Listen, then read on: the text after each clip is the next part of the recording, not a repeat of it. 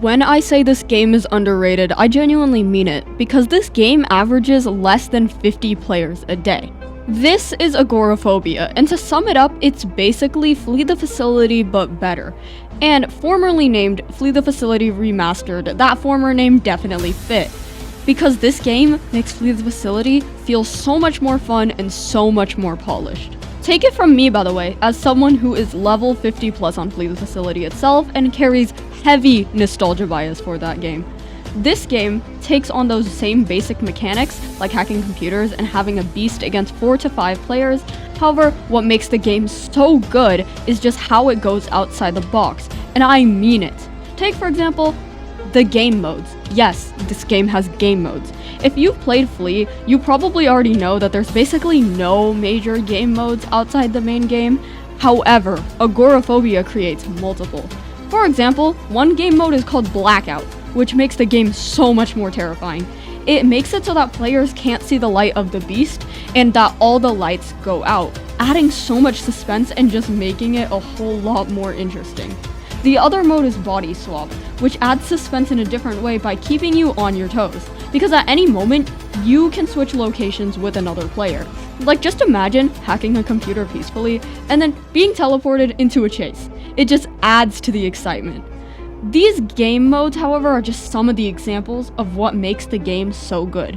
The thing I like the most about the game are the beast perks. Unlike Flee the Facility, which took more than half a decade to release a beast perk, Agorophobia has 5 beast perks already. It has the same runner ability as Flee, however using runner also allows breaking down doors in one hit. It has the ability called Hacker, which allows computer progress to be decreased and shuts down computers for a bit. It has the ability called Seer, which allows the beast to see players near them. It has an ability called Stalker, which allows the beast to go invisible and sneak up on people. And then there's a Rush ability, which I won't say because it costs too much and I haven't played the game enough. These abilities are really fun and just add to the excitement. Personally, I use Runner just because I've always loved the natural Flee the Facility playstyle and I'm kind of used to that style. But the others are super fun as well, especially since they can fit the playstyle you want. Before I talk about some of the other stuff, if you're interested in learning more about underrated games like these, you should totally consider subscribing, liking, commenting, whatever. Thank you. From the footage, you can probably notice that the game itself is much more polished too.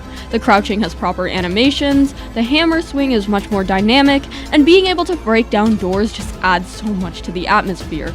It also has a cool mode where if the time goes down to 5 minutes, players freeze faster, which just adds to the intensity.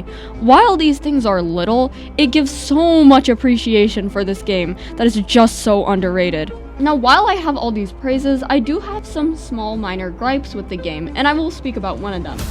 One of my major gripes has to do with the maps, which most of them are very unbalanced.